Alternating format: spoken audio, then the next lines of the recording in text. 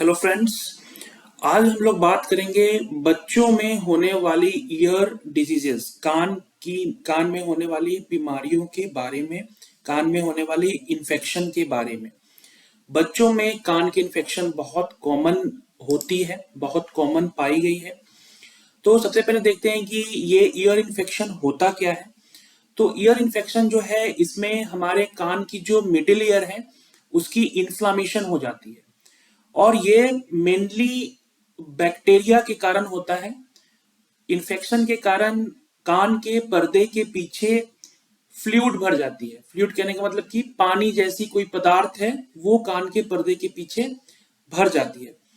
तो ये ear infection बड़ों में भी होता है, बच्चों में भी होता है, लेकिन बच्चों में ये ज्यादा कॉमन होता है। ज्यादा कॉमन कहने का मतलब ये हुआ कि एक रिसर्च के हिसाब से देखा गया है कि हर 6 बच्चों में 5 बच्चों को तीसरे बर्थडे तक, मतलब कि 3 साल की उम्र तक ईयर इन्फेक्शन देखा गया है। इसका मतलब ये हुआ कि हर 6 बच्चे में 5 बच्चे को ईयर इन्फेक्शन होती है by the end of third year, means by the end of 3 years.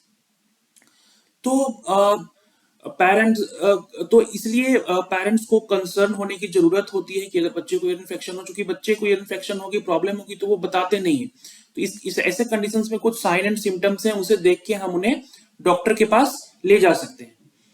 तो सबसे पहले देखते हैं कि अलग अलग जो 3 प्रकार के इन्फेक्शन होते हैं। तो पहले का नाम है अक्यूट ओटाइटिस मीडिया, दूसरे को हम लोग बोलते हैं ओटाइटिस मीडिया विद इफ्यूजन, और तीसरे को हम लोग बोलते हैं chronic otitis media with effusion.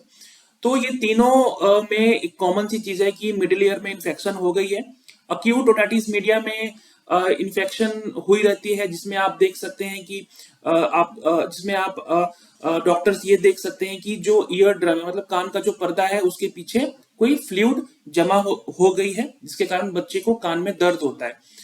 और अगर ये कुछ दिन तक और परसिस्ट रहता है, कुछ दिन तक और होता है, तो ये इफ्यूजन बन के बाहर भी आने लगती है, जिसे हम ओटाइटिस मीडिया विद इफ्यूजन बोलते हैं। और अगर ये दिक्कत बहुत दिनों से है, या बोल सकते हैं कि काफी महीनों से है, तो ये प्रॉब्लम आगे चल के क्रोनिक बन जाती है, जिसे हम chronic otitis media with effusion बोलते हैं। तो इसीलिए हमें ये प्रयास करना है कि बच्चे को जैसे ईयर इन्फेक्शन हो, वैसे हम अपने बच्चे को जल्द से जल्द डॉक्टर के पास, डॉक्टर ऑटोलैरिंगोलॉजिस्ट एंड ऑडियोलॉजिस्ट, ये दोनों डॉक्टर के पास बच्चे को लेके जाएं और बच्चे को दिखाएं। तो आपको कैसे पता चलेगा कि बच्चे को ईयर इन्फेक्शन हो गई है? क्योंकि बच्चे हैं, वो बोलते नहीं है कि मुझे कान में दर्द हो रहा है। तो ये हो सकता है कि बच्चे अपने कान को बार बार खींच रहे हैं, या बहुत ज्यादा रो रहे हैं, या कान में बार बार उंगली डाल रहे हैं, या उन्हें सोने में कठिनाई हो रही है, या बच्चे को फीवर हो रखा है, या बच्चे के कान से पानी आ रही है, या बच्चे को बैलेंस की प्रॉब्लम है, मतलब कि उसे चलने में दिक्कतें आ रही है। तो और ये भी एक और ये भी सिम्टम हो सकता है कि छोटी धीमी आवाज पे बच्चा रिस्पॉन्ड नहीं कर रहा हो। तो ऐसी कंडीशंस में हमें तुरंत डॉक्टर से मिलना चाहिए, क्योंकि हो सकता है कि बच्चे को ईयर इन्फेक्शन हो गया हो। तो ये ईयर इन्फेक्शन होता कैसे है?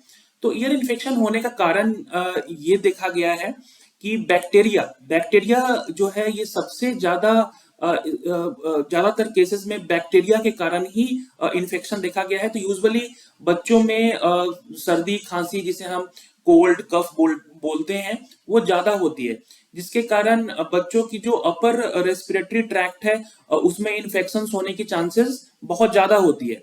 तो ये जो बैक्टीरिया है, वो अपर रेस्पिरेटरी ट्रैक्ट से बच्चे के कान में जो मिडिल ईयर है, उसमें आ जाता है, और वहां पे वो इन्फेक्शन क्रिएट करते हैं। तो दूसरी नंबर बात ये है कि बच्चों में ये ईयर इन्फेक्शन होने का एक और बहुत बड़ा कारण ये है कि बच्चे की जो यूस्टैचियन ट्यूब होती है, यूस्टैचियन ट्यूब एक प्रकार की ट्यूब होती है, जो हमारे मिडिल ईयर को नासोफैरिंक्स के साथ कनेक्ट करता है। तो बच्चों में ये जो यूस्टैचियन ट्यूब है, ये काफी हॉरिजॉन्टल होती है, ये सीधी होती है।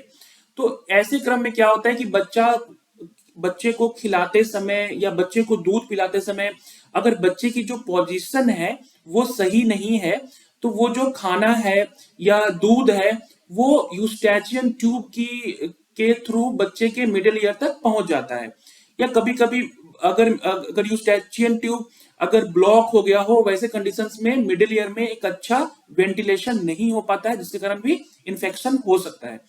तो बड़ों में ऐसा नहीं होता है, क्योंकि बड़े लोग होते हैं, जो एडल्ट्स होते हैं, तो उनके जो यूस्टैचियन ट्यूब है वो वर्टिकल की तरफ हो जाती है। तो जो खाते हैं वो चीज कान में जाने की संभावना कम हो जाती है। लेकिन बच्चों में ऐसा नहीं होता। बच्चों की जो यूस्टैचियन ट्यूब होती है वो ज्यादातर हॉरिजॉन्टल देखी गई है, हॉरिजॉन्टल ही होती है बच्चों में, और धीरे धीरे वो वर्टिकल हो जाती है विद एज। तो बच्चों में जब ये हॉरिजॉन्टल होती है तो बच्चों में बच्चे कुछ भी खाते हैं तो हो सकता है कि वो नासोफैरिंक्स में से होते हुए और यूस्टैचियन ट्यूब से होते हुए वो बच्चों के मिडिल ईयर में चला जाए और वहां पे इन्फेक्शन क्रिएट करे। दूसरा ये है कि बच्चों की जो इम्यून सिस्टम होती है वो काफी कमजोर होती है, जिस कारण उन्हें बार बार कोल्ड एंड कफ होने की चांसेस होती है। और कोल्ड एंड कफ होने के कारण वो चीज जो है, कोल्ड एंड कफ होने से बार बार अगर ये हो रही है तो वो इन्फेक्शन जो है मिडिल ईयर में भी जा सकती है। तो इसीलिए बच्चों में कान में होने वाले इन्फेक्शन की संभावनाएं बहुत बहुत ज्यादा होती है। जैसा कि मैंने आपको पहले बताया कि हर 6 बच्चे में 5 बच्चे को हो सकती है, जो कि एक बहुत ज्यादा ये वैल्यू है। तो ये सारी चीजें हैं। तो सबसे आप जब डॉक्टर के पास ले जाते हैं, ऑटोलैरिंगोलॉजिस्ट एंड ऑडियोलॉजिस्ट, तो वो क्या करते हैं, वो सबसे पहले आपके बच्चे की जो आउटर ईयर कैनाल है उसे वो इंस्पेक्ट करते हैं। तो उनके पास एक इंस्ट्रूमेंट होता है जिसे हम ऑटोस्कोप बोलते हैं। मैं आपको यहाँ दिखा सकता हूं, इस तरह की इंस्ट्रूमेंट होती है, इसे हम ऑटोस्कोप बोलते हैं। तो ऑटोस्कोप की मदद से वो कान के अंदर देखते हैं। तो अगर बच्चे को कान में इंफेक्शन हुआ है तो बच्चे की जो टिम्पैनिक मेम्ब्रेन है वो बाहर की तरफ बल्ज होती है, निकली हुई होती है और काफी रेड हो गई होती है। या कभी कभी बच्चों में कान से में पानी भी देखा जाता है कि ईयर कैनाल है उसमें पानी भी है। तो इससे भी डॉक्टर को पता लगता है कि बच्चे को मिडल ईयर इन्फेक्शन हो गई है। एक दूसरी तरह की ऑटोस्कोप और आती है जिसे हम न्यूमेटिक ऑटोस्कोप बोलते हैं। उसकी मदद से भी जो डॉक्टर हैं वो आपके बच्चे की ईयर को देख के बता सकते हैं कि इसे ईयर इन्फेक्शन हुआ है या नहीं हुआ है। दूसरा एक टेस्ट है जिसे हम टिम्पैनोमेट्री बोलते हैं। टिम्पैनोमेट्री की मदद से भी हम ये बता सकते हैं कि बच्चे को मिडिल ईयर इन्फेक्शन है या नहीं। तो डॉक्टर ये सारे टेस्ट करते हैं और ये टेस्ट करने के बाद आपको बताते हैं कि आपके बच्चे को मिडिल ईयर इन्फेक्शन हो गई है। और इसके लिए जो ट्रीटमेंट यूजुअली डॉक्टर्स एंटीबायोटिक्स जो है प्रिस्क्राइब करते हैं। और यूजुअली एंटीबायोटिक्स के बाद जो है बच्चों में धीरे धीरे प्रॉब्लम जो है वो रिजॉल्व होने लगती है। इसमें हो सकता है कि कुछ दिनों का समय लगे। और लेकिन अगर एक चीज और देखा गया है कि बच्चों में अगर ये ईयर इन्फेक्शन बार बार हो रही है, जैसे कि आपने बच्चे को डॉक्टर को दिखाया, बच्चा ठीक हो गया, फिर से ईयर इन्फेक्शन हो गई, फिर बच्चा ठीक हो गया, फिर से ईयर इन्फेक्शन हो गई, तो ये बार बार अगर ईयर इन्फेक्शन बच्चे में हो रही है तो उस कंडीशंस में डॉक्टर सर्जरी के लिए भी सलाह देते हैं। तो बच्चों में ईयर इन्फेक्शन को हमें जल्द से जल्द ट्रीटमेंट करवानी चाहिए, assessment as well as treatment. क्योंकि बच्चे जो होते हैं उनकी जो उम्र है वो सीखने की उम्र होती है। बच्चे बहुत उनकी जो एक प्रवृत्ति है वो सीखने की होती है।